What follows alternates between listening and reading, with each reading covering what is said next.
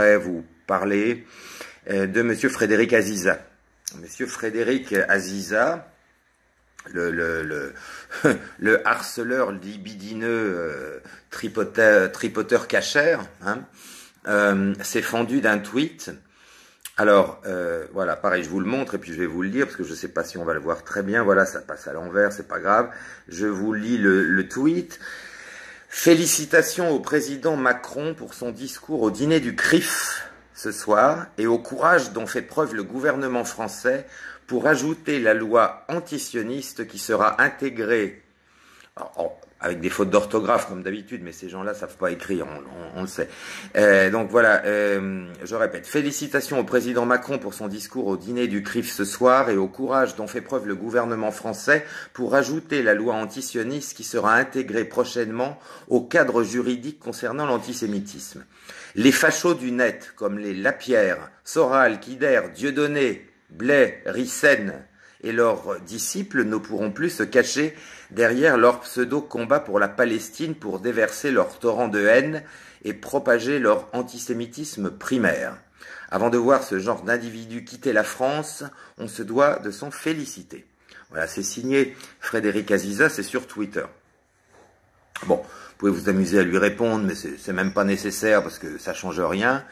Voilà ce qui est possible aujourd'hui en France. Alors je voudrais dire à cette espèce de salopard, là je m'adresse à Frédéric Aziza, bon j'ai pas besoin, j'allais pas sortir les disques, les partitions, etc. Mais je suis le seul pianiste français et le seul pianiste au monde à avoir enregistré 2 CD d'hommage à Vladimir Horowitz, qui était pas très goy, et pour le côté on se sert de la Palestine, je suis à ma connaissance le seul musicien, pianiste et compositeur à avoir écrit pour la Palestine, à avoir écrit une œuvre pour la Palestine, qui était d'ailleurs, ça va pas vous plaire, monsieur Aziza, dédié à Yasser Arafat, mais enfin c'est mon droit, et que je joue encore très régulièrement. D'ailleurs, je sais que ça vous embête beaucoup, puisqu'on m'empêche maintenant de jouer en France par tous les moyens, évidemment. Mais enfin, je continue. Ici, en Turquie, on a quand même un peu d'avance. D'ailleurs, ça explique voilà, ce que je porte sur moi. Philistine, ça veut dire Palestine. Et Turquie, c'est Turquie. Comme c'est mon pays d'accueil et que c'est un pays que je respecte, où on peut encore être antisioniste sans se retrouver en prison, on peut dire qu'on a un petit peu d'avance. Mais voilà, ce qui se passe en ce moment, je crois que maintenant tout le monde le comprend. Il y a quelques années, beaucoup de gens se disaient... ah, ils ont pas tort, les Blais, Soral, Dieudonné, mais oh, peut-être ils exagèrent quand même un peu. Bah, on voit maintenant où on en est et tout le monde s'est bien aperçu de la violence de tout ça. D'ailleurs, c'est quand même assez extraordinaire de constater que les réactions les plus viscérales et les plus violentes contre le mouvement des Gilets jaunes, qui, je le rappelle, sont des gens qui sont ni racistes, ni antisémites, ni quoi que ce soit, et qui viennent de tous horizons, des gens de gauche, de droite, d'extrême gauche, d'extrême droite, des gens du centre, des gens non politisés, des chrétiens, des musulmans, des Français de souche, des immigrés, enfin voilà, et donc c'est le peuple, hein. Mais ce peuple se fait insulter du matin au soir. Voilà, je sais plus quel est le salopard qui a sorti que en fait Monsieur Finkielkraut lui était fantastique parce qu'il lisait des livres alors que les gilets jaunes étaient des analphabètes. C'est magnifique, ça fera plaisir aussi à la jeune femme qui a perdu son œil alors qu'elle était justement une littéraire, enfin elle est toujours, mais qui est maintenant défigurée à cause de l'État sioniste français, enfin l'État sioniste, l'État d'occupation, si vous voulez. Je rappelle quand même que les réactions les plus violentes à l'encontre des Gilets jaunes ont été celles de Monsieur Bernard-Henri Lévy, qui vous traite de poubelle, de pétainiste, de je ne sais quoi, enfin voilà. Mathieu Kassovitz, qui est aussi de la communauté, qui dit non qu'à partir en vacances, qui voyage, etc. Bien sûr, il est certain que des gens qui travaillent toute la semaine et qui n'arrivent même pas à nourrir leurs enfants vont pouvoir voyager. C'est vous montrer un petit peu le décalage de ces gens-là. Monsieur Luc Ferry, même chose, qui lui appelle à ce qu'on tire sur les gilets jaunes. Monsieur François Berléand, qui est aussi de la communauté juive, il faut le dire, et qui dit que les gilets jaunes l'emmerdent, etc. Le CRIF, le Bénédérite ont demandé l'interdiction des gilets jaunes, donc on voit bien, là c'est pas nous qui le disons, on voit bien quels sont les organes et quelles sont les personnalités d'une communauté bien particulière qui s'en prennent violemment aux Gilets jaunes. C'est-à-dire, on voit bien cette haine, on voit bien où est la haine. Hein, on voit où est la haine. La haine, et je ne confonds pas ces personnes, encore une fois, avec toute la communauté juive. Il y a des juifs qui peuvent faire partie des Gilets jaunes et qui en ont ras-le-bol aussi. Mais les gens qui prétendent parler au nom des juifs sont absolument infects, quoi. Enfin, je veux dire, ça dépasse l'imagination. Donc voilà.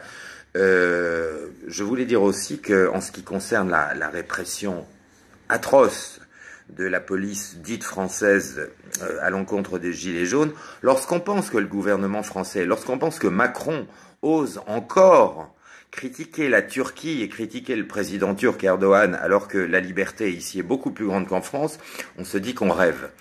Lorsqu'on voit que tous les magazines qui appartiennent à Monsieur Drahi ou à d'autres personnes de la communauté font l'éloge de la France occupée et en même temps tapent à n'en plus finir sur les musulmans, tapent à n'en plus finir sur la Turquie, on se dit mais jusqu'où vont-ils aller, n'est-ce pas? Je me souviens d'une couverture c'était Le Point ou l'Express, je sais plus, je voudrais pas dire de bêtises, Le Point ou l'Express qui avait titré que c'était Le Point, Erdogan le dictateur.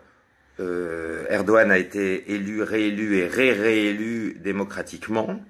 Et puis ils avaient titré aussi que Salman, c'était l'espoir de l'Arabie Saoudite. Salman, celui qui a fait découper en morceaux le journaliste Khashoggi.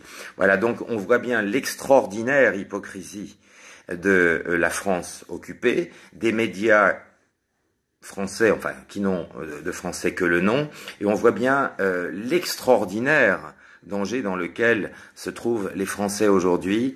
Et c'est pour ça qu'il faut absolument rester solidaire. Ça va être difficile, mais si nous parvenons à éviter toutes les divisions, si le peuple, dans ce qu'il a de plus beau, de plus grand, c'est-à-dire de se battre pour son avenir, pour l'avenir de ses enfants, si le peuple reste uni et si les tentatives de division des éternels diviseurs échouent, eh bien, on a une chance.